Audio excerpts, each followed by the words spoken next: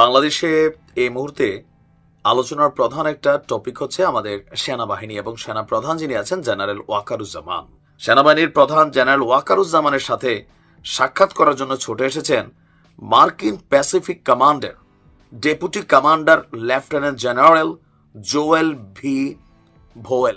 হঠাৎ করে কেন আমেরিকার সেনাপ্রধানের উচ্চ কর্মকর্তা বাংলাদেশে আসলেন, এমন প্রশ্ন অনেকের মাঝেই। তো বন্ধুরা, হঠাৎ করে কেন আমেরিকার সেনাপ্রধানের উচ্চ কর্মকর্তা বাংলাদেশে আসলেন, এইবার এই বিষয় নিয়ে আমরা পর্যালোচনা এবং তদন্ত করে বেশ কয়েকটি খুবই গুরুত্বপূর্ণ তথ্য এবং ভিডিও ফুটেজ পাই, যা আজকের ভিডিওতে সেগুলোই এক এক করে ধারাবাহিক তুলে ধরা হবে। যদিও আজকের ভিডিওটা কিছুটা লং হতে পারে, তবে আজকের ভিডিওতে জানতে পারবেন বাংলাদেশ সেনাপ্রধান ও আমেরিকার সেনাপ্রধানের উচ্চ কর্মকর্তাকে নিয়ে এমন কিছু অজানা গোপন তথ্য, যা জানলে আপনিও ইতিমধ্যে অবাক হতে বাধ্য।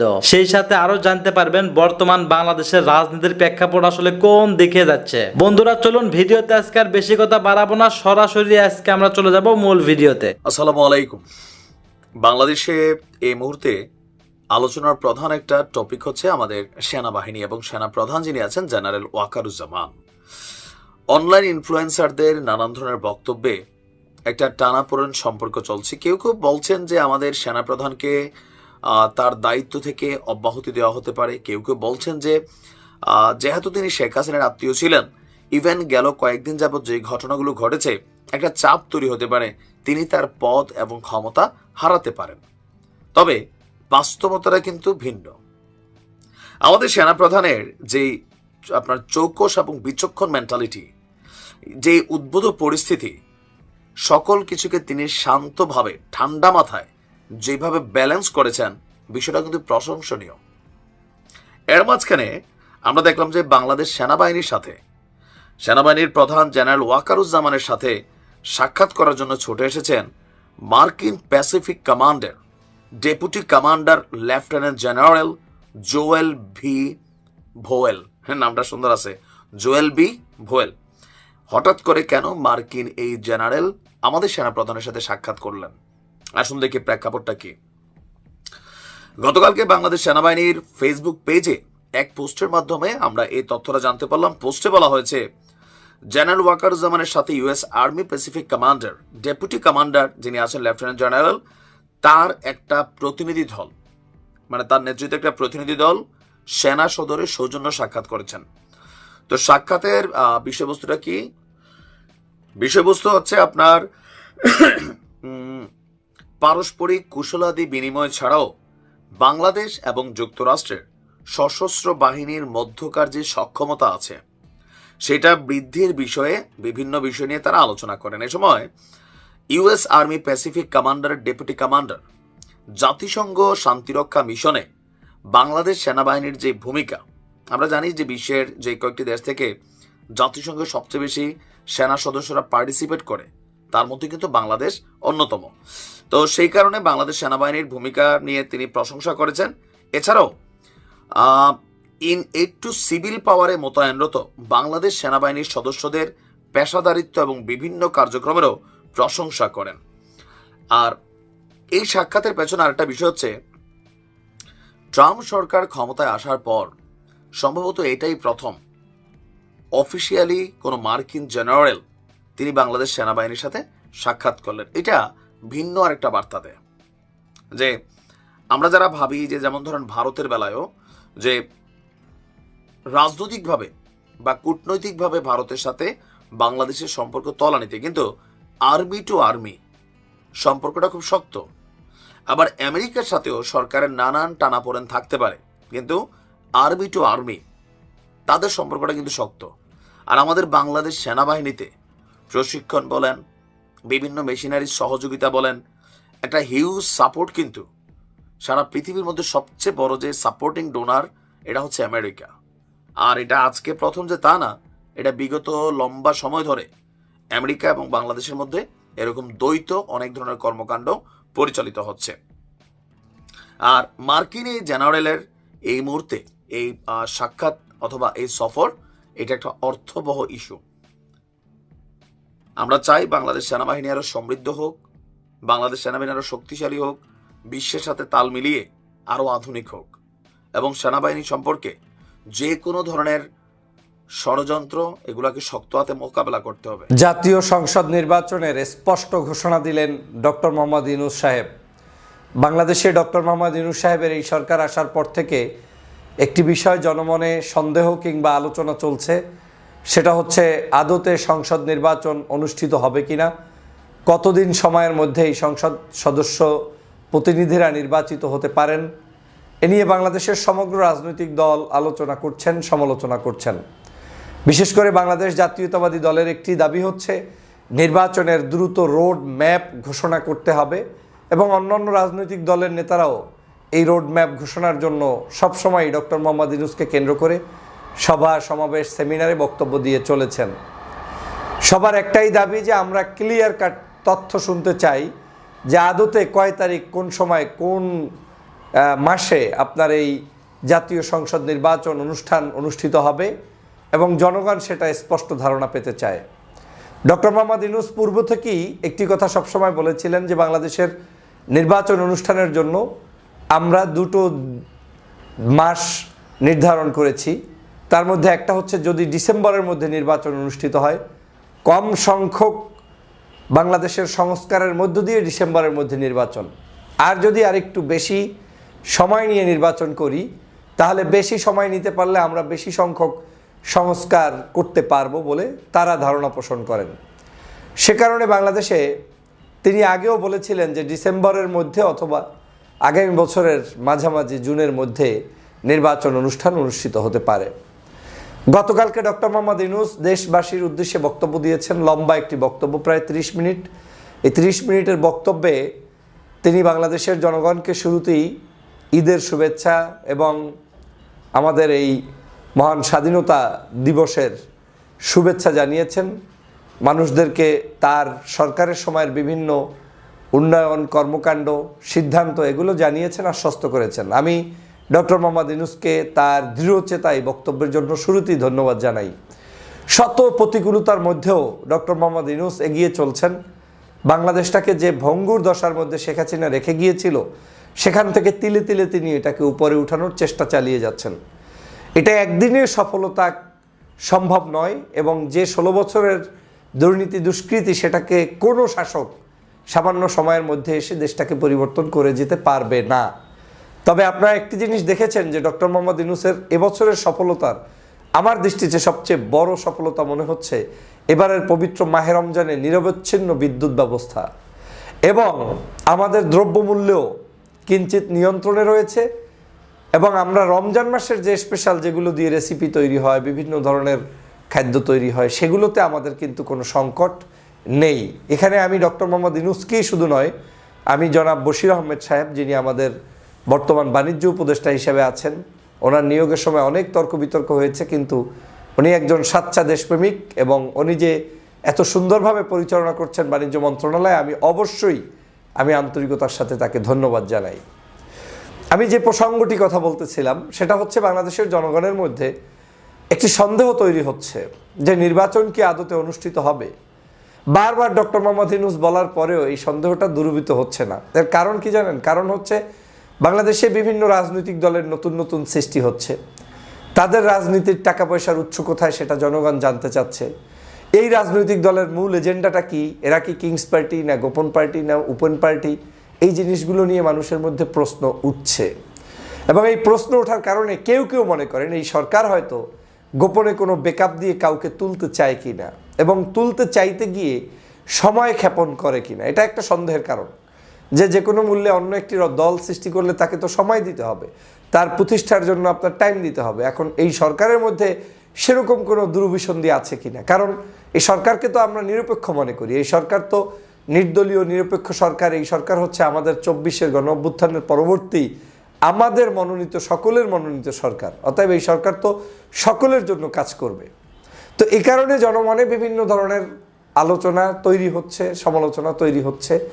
আবার জনমনে বাংলাদেশের পরিস্থিতি বিবেচনায়ও অনেক রাজনৈতিক দল মনে করেন যে নির্বাচন দ্রুত সময়ের মধ্যে হতে পারলে হয়তো পরিস্থিতি এর চেয়ে উন্নতি হবে। আবার ডক্টর মোহাম্মদ ইউনূস সাহেবরাও একেবারে এক্স্যাক্টলি ডেট, তারিখ, ক্ষণ বা রোডম্যাপ ঘোষণা কিন্তু ওই অর্থে পূর্ব থেকে কখনোই করেননি।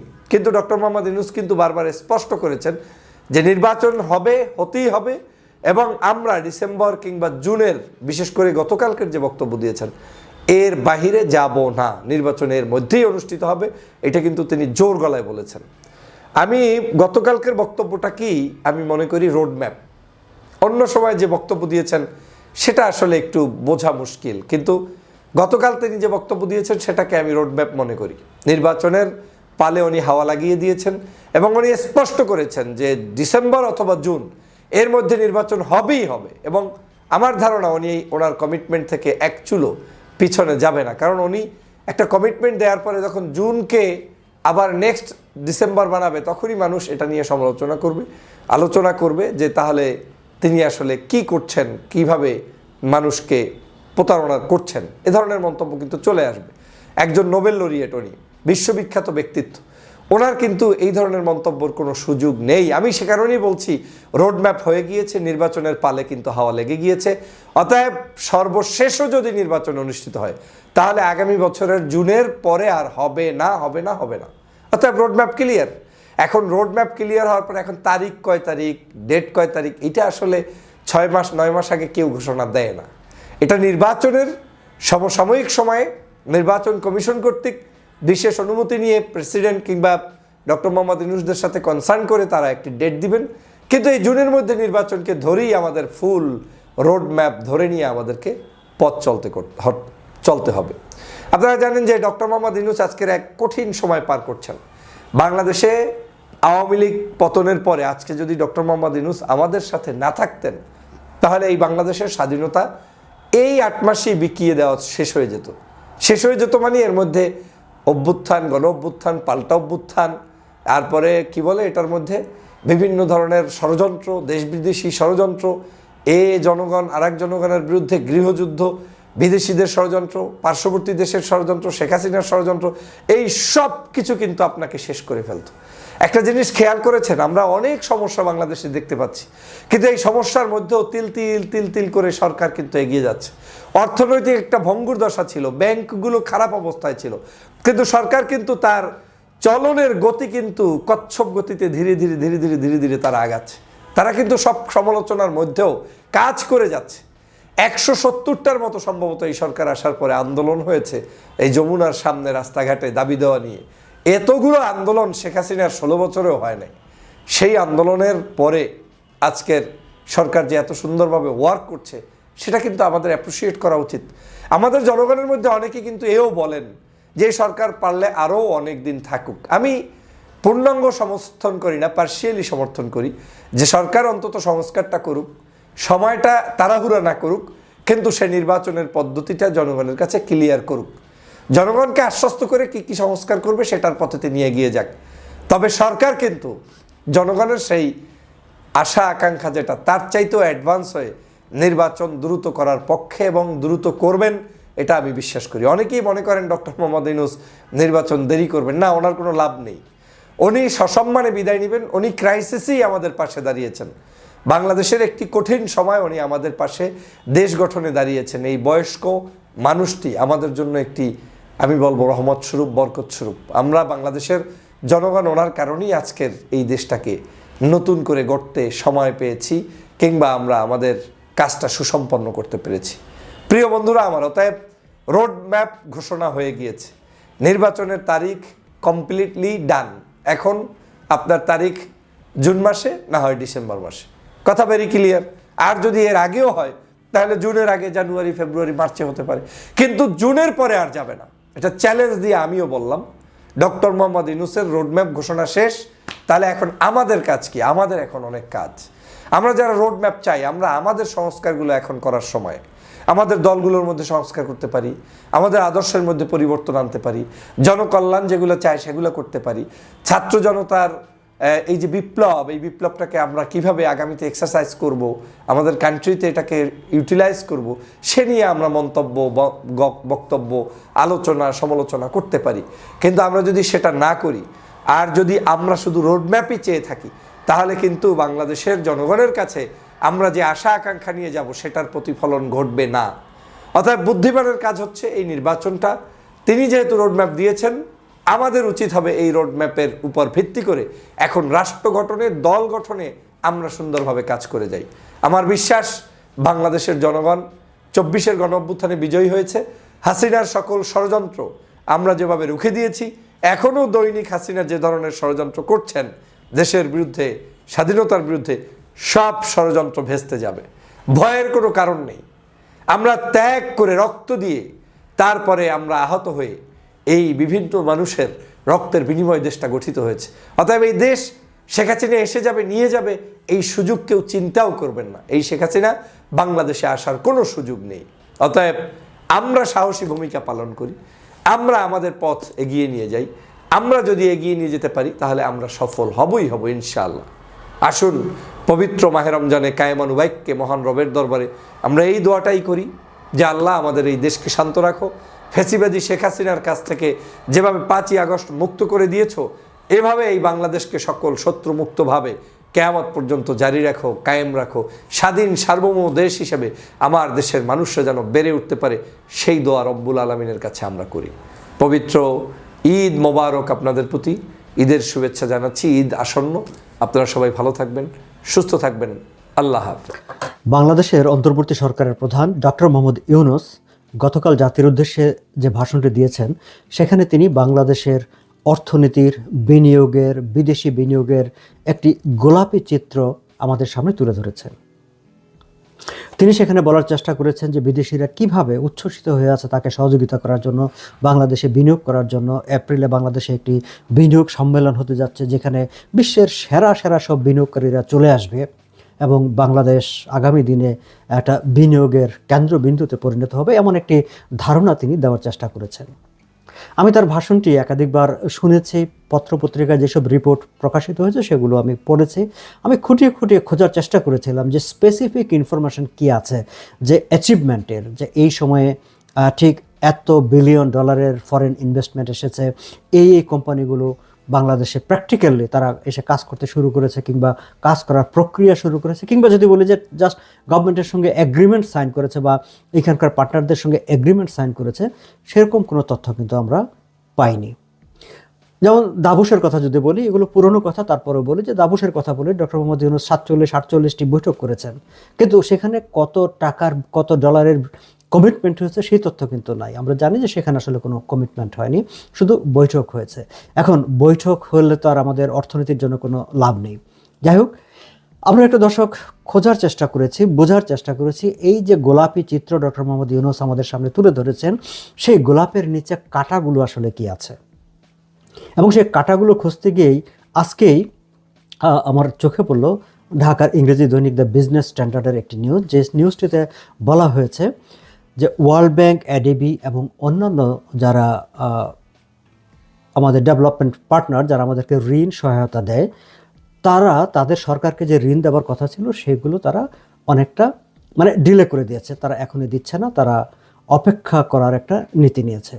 কেন অপেক্ষা করার নীতি নিয়েছে? কারণ তারা দেখতে চায় আইএমএফ কী করে। দর্শক, আমরা জানি যে গত আইএমএফের ফেব্রুয়ারি মাসেই আইএমএফের একটি বাজেট সহায়তা, যেটি বিগত আওয়ামী লীগ সরকারের শাসন আমলে আইএমএফ অ্যাপ্রুভ করেছিল, তার প্রথম কিস্তি সেই সময় ছাড়ও হয়েছে, কিন্তু তার পরের কিস্তিটি এসে সেই সরকারের পতন ঘটেছে। এখন নতুন সরকার ক্ষমতায় এসেছে, কিন্তু নতুন সরকার ক্ষমতায় আসার পর আইএমএফের সেই কিস্তিটি আর ছাড় হয়নি।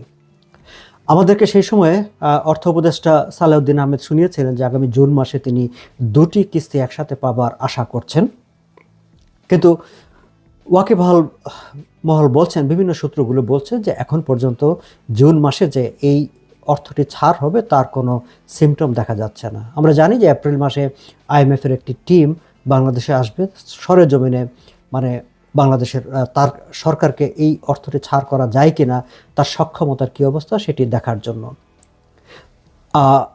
সেটির ফলাফল ইতিবাচক হবে কি নেতিবাচক হবে সেটি দেখার জন্য আমাদের অপেক্ষা করতে হবে। কিন্তু আমরা যদি পেছনের ইতিহাসের দিকে তাকাই, অভিজ্ঞতার দিকে তাকাই, আইএমএফের যে শর্তাবলী ছিল, যেই কারণে ফেব্রুয়ারিতে অর্থগুলো ছাড় হয় নাই, সেই শর্তাবলী কতটা পূরণ হয়েছে সেদিকে যদি তাকাই, তাহলে এটি প্রায় অনিশ্চিত যে জুন মাসেও আইএমএফের সেই অর্থটি সরকার পাচ্ছে না। এবং আইএমএফের অর্থ পাচ্ছে না বলেই আসলে world bank, Asian development bank ADB, তাদের যে $1.4 বিলিয়ন বাজেট সহায়তা দেওয়ার কথা ছিল সরকারকে, সেই সহায়তাটি তারা ডিলে করে দিয়েছে। তারা বলছে যে আইএমএফ কী করে আমরা সেটি দেখব, তারপরে আমরা এটি নিয়ে সিদ্ধান্ত নেব। এর বাইরে এশিয়ান ইনফ্রাস্ট্রাকচার ইনভেস্টমেন্ট ব্যাংকের $800 মিলিয়ন একটা বাড়তি বাজেট সহায়তা সরকারকে দেওয়ার কথা ছিল, সেটিও ডিলে হয়ে গেছে। আমরা জেনেছি ওপেক ফান্ড, জাইকা এবং গালফ কান্ট্রিগুলোর বা গালফ বিভিন্ন ইনস্টিটিউশনের সঙ্গে সরকারের যে দ্বিপাক্ষিক সহায়তা ইনিশিয়েটিভ আছে, প্রায় সব কয়টা সহায়তা উদ্যোগই আসলে এখন বন্ধ আছে। প্রত্যেকে তাকিয়ে আছে আইএমএফের দিকে, আইএমএফ কী করে তারপরে তারা সেখানে যাবে। দর্শক, ফেব্রুয়ারি মাসের মধ্যে এই সরকারের $4.7 বিলিয়ন সহায়তা, এই ধরনের সহায়তা পাবার কথা ছিল, কিন্তু সেটি আসলে সরকার পায়নি। না পাওয়ার কারণে সরকারের কি সমস্যা হচ্ছে সে আলোচনায় যাব। তার আগে আরও একটু বিষয় তথ্য আমি এই দ্য বিজনেস স্ট্যান্ডার্ডের রিপোর্টেরই কিছু তথ্য আমি আপনাদের সঙ্গে শেয়ার করতে চাই। সেটি হচ্ছে ঠিক আজকের যে অবস্থাটা বাংলাদেশ ফেস করছে এই ফরেন অ্যাসিস্ট্যান্স পাওয়ার ক্ষেত্রে বা ঋণ সহায়তা বা সাপোর্ট পাওয়ার ক্ষেত্রে, ঠিক একই রকম অবস্থায় 2022-23 সালে পড়েছিল পাকিস্তান। সেই সময় আইএমএফ তাদেরকে টাকা দেয়নি বলে আর কেউ তাদেরকে টাকা দেয়নি। 2022 সালে পড়েছিল শ্রীলঙ্কা।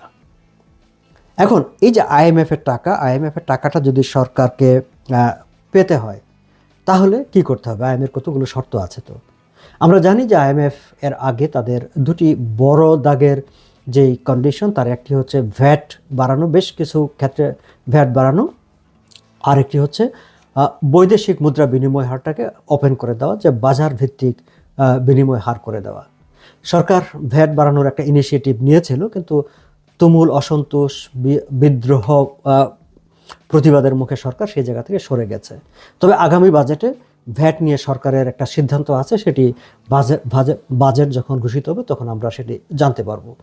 কিন্তু সরকারের সংশ্লিষ্ট সূত্রগুলো বলছে যে এই যে আইএমএফের আরেকটি শর্ত, যেটি হচ্ছে এক্সচেঞ্জ রেটটাকে ওপেন করে দেওয়া, বাজার ভিত্তিক করে দেওয়া, সেটি হচ্ছে বাংলাদেশের বর্তমান যে অর্থনৈতিক কাঠামো, যে অবস্থা, এই অবস্থা এটি বাংলাদেশের জন্য একেবারে খুব ডেঞ্জারাস বলে সরকার নিজেও মনে করছেন। তারা মনে করছেন যে এই মুহূর্তে এটিকে বাজার ভিত্তিক করে দিলে এই যে ইকোনমিক কাঠামো বা ব্যাংকিং কাঠামো বা সামগ্রিক সরকারের যে আর্থিক অবস্থা, এটি তারা সাপোর্ট করতে পারবে না। ফলে মার্কেট, পুরো অর্থনীতি একটা কলাপস করার একটা অবস্থায় পড়বে। কিন্তু আইএমএফ ঠিক এই জায়গাটাতে তারা রিজিড এই দুটি শর্তের ক্ষেত্রে। এর বাইরে আইএমএফের আরেকটি যেটি দেখার বিষয় আছে, সেটি হচ্ছে তারা সামগ্রিকভাবে দেশের অর্থনৈতিক স্থিতিশীলতা, সামাজিক স্থিতিশীলতা, রাজনৈতিক স্থিতিশীলতা, আইন শৃঙ্খলা পরিস্থিতি, এইসব বিষয়গুলো তারা দেখতে চায়। এবং এইসব বিষয়গুলো পজিটিভ না বলেই কিন্তু বিগত সময়টাতে, গত ফেব্রুয়ারি মাসে যখন এই লোনটা ডিসবার্সমেন্ট করার কথা ছিল, তখন আইএমএফ আস্তে করে হাত গুটিয়ে নিয়েছে যে নাও, তোমার অবস্থা তো ঠিক, এই যে আমি তোমাকে যে অর্থ দিব, সে অর্থ ব্যবহার করার মতো ক্যাপাবিলিটি সেটি তোমার আসলে নাই। দর্শক, এর মাঝখানে আপনাদের নিশ্চয় মনে আছে, আমি এর আগে একটি ভিডিওতে আলোচনা করেছি, মার্কিন যারা ক্রেডিট রেটিং কোম্পানি মোদি, তারা বাংলাদেশের ঋণ মানটাকে নেগেটিভ হিসাবে রেটিং করেছে।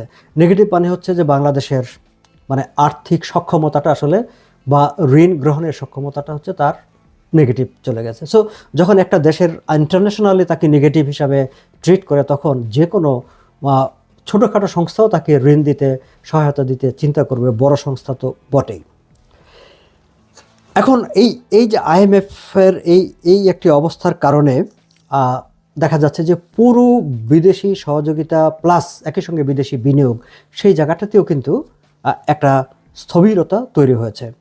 আমরা জানি যে সরকারি তথ্য বলছে যে 2024 সালে সরকার প্রায় $10.2 বিলিয়ন বৈদেশিক সহায়তার কমিটমেন্ট পেয়েছিল। এমনকি এই সময়ে গত 6 মাসে ডক্টর মোহাম্মদ ইউনূসের যখন শাসন ভার তিনি যখন দায়িত্ব নিয়েছেন, তারপরে কমিটমেন্টেরও সঙ্গে মানে এই যে ছাড় করার যে কমিটমেন্ট, সেটিও 67.3% কমে গেছে।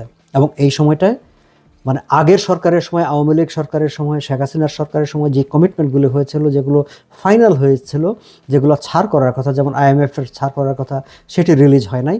তার পরবর্তীতেও অর্থ ছাড় কিন্তু কমে গেছে। এবং দেখা যাচ্ছে যে বরং তাদের বিদেশি ঋণ যেগুলো আগে ছিল সেগুলো পরিশোধের চাপটা বেড়ে গেছে, ফলে সরকারকে বিদেশি ঋণ পরিশোধ করতে হচ্ছে, কিন্তু যে ঋণগুলোর কমিটমেন্ট ছিল দেওয়ার, সেই কমিটমেন্ট অনুসারে তারা ঋণ তারা পাচ্ছে না। এখন যেহেতু বিদেশি ঋণ, বিদেশি সহায়তা পাচ্ছে না, ফলে সরকারের অর্থনৈতিক ব্যবস্থাপনায়, আর্থিক ব্যবস্থাপনায় একটা চাপ তৈরি হয়েছে। এবং সরকারের আর্থিক এই যে ব্যবস্থা, এই ব্যবস্থাটা থেকে কাটিয়ে ওঠার জন্য সরকারের, হ্যাঁ, বাংলাদেশে এখন রেমিটেন্স, যেটি নিয়ে সরকার খুবই, আওয়ামী লীগ সরকারও খুব বড়াই করেছে, এই সরকারও খুব বড়াই করে রেমিটেন্স, কিন্তু আসলে শুধু রেমিটেন্সের উপর ভর করে এই একটা সূচককে দেখে যারা বিদেশি বিনিয়োগ করে, যারা বিদেশি সহায়তা করে, তারা ঠিক কোনো একটা গভর্নমেন্টের সামগ্রিক ফাইন্যান্সিয়াল ম্যানেজমেন্ট ক্যাপাবিলিটি তার উপর তারা ডিপেন্ড করে না, তার উপর তারা ট্রাস্ট করে না, তারা আরও বাকি ইন্ডিকেটরগুলো দেখতে চায়।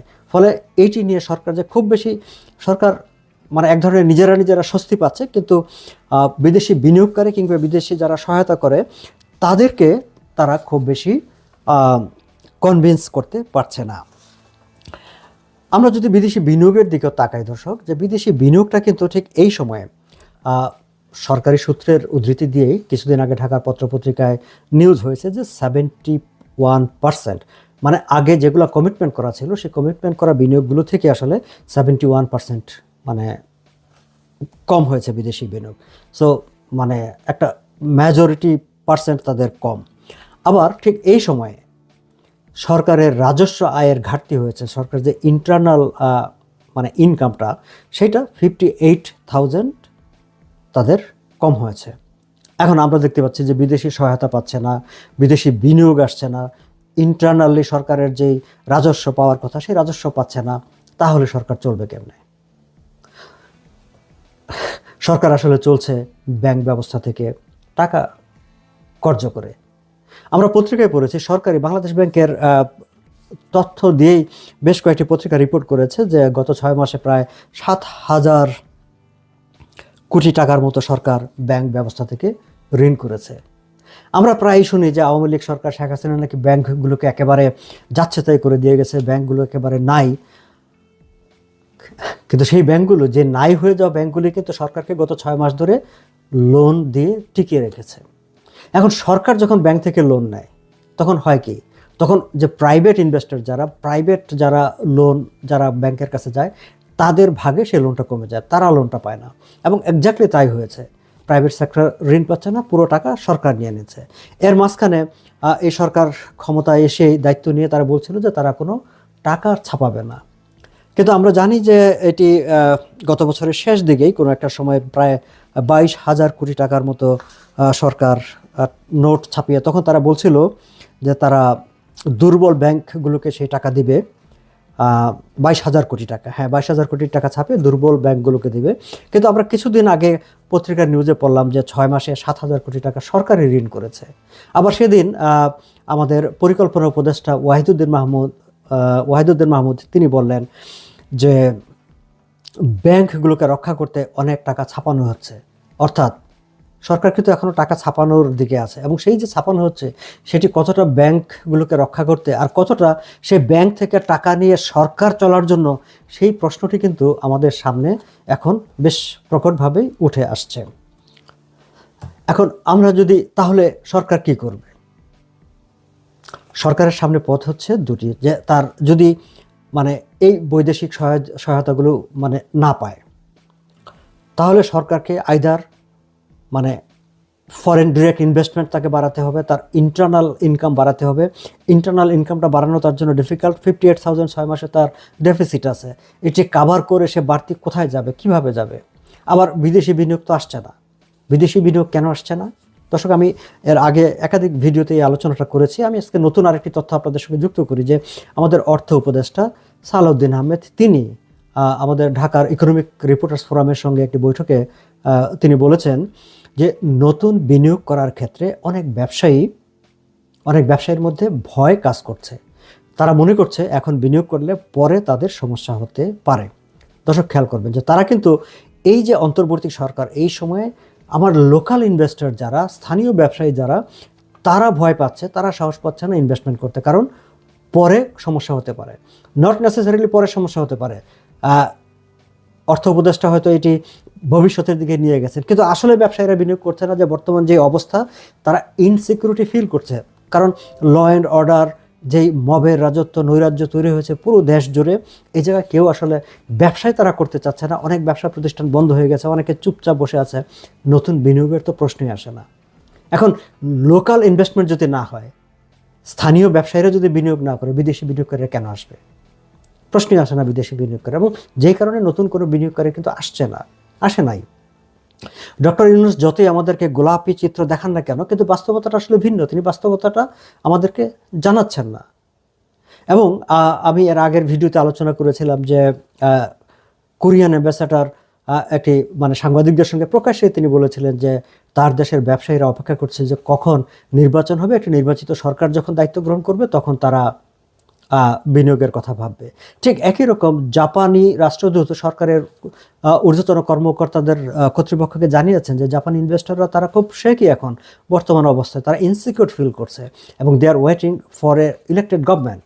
একটা নির্বাচিত সরকার আসলেই সারা বিশ্বের যারা বাংলাদেশে বিনিয়োগ করতে চায় তারা অপেক্ষা করছে যে একটি নির্বাচিত সরকার আসলেই তারা বিনিয়োগ করবে।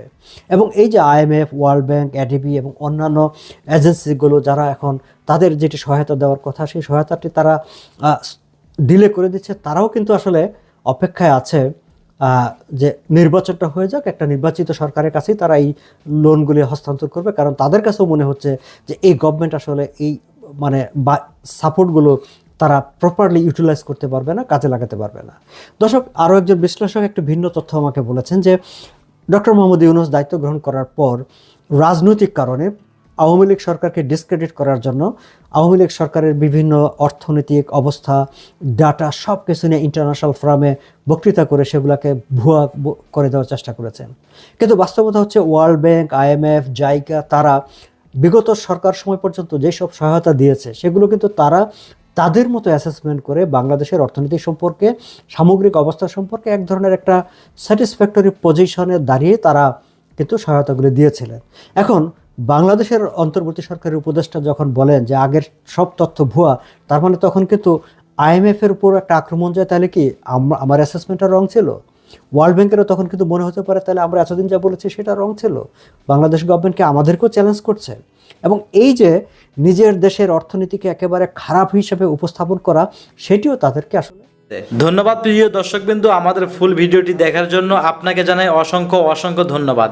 তো বন্ধুরা, বর্তমান বাংলাদেশের সব থেকে হাইলাইট এবং ভাইরাল এবং ট্রেন্ডিং যে বিষয়টা, বাংলাদেশ সেনাপ্রধান ওয়াকারুজ্জামান, এইদিকে আবার আমেরিকা থেকে সেনাপ্রধান এবং সেনাপ্রধানের উচ্চ কর্মকর্তা বাংলাদেশে এসেছে। এইবার এই বিষয় নিয়ে আপনাদের কি মন্তব্য অবশ্যই কমেন্ট বক্সে কমেন্ট করতে ভুলবেন না। আর হ্যাঁ, এমন নিত্য নতুন আপডেট খবর সবার আগে পেতে চাইলে এখনই আমাদের এই পিচ্চি সাকিব ইউটিউব চ্যানেলটি সাবস্ক্রাইব করুন। ধন্যবাদ।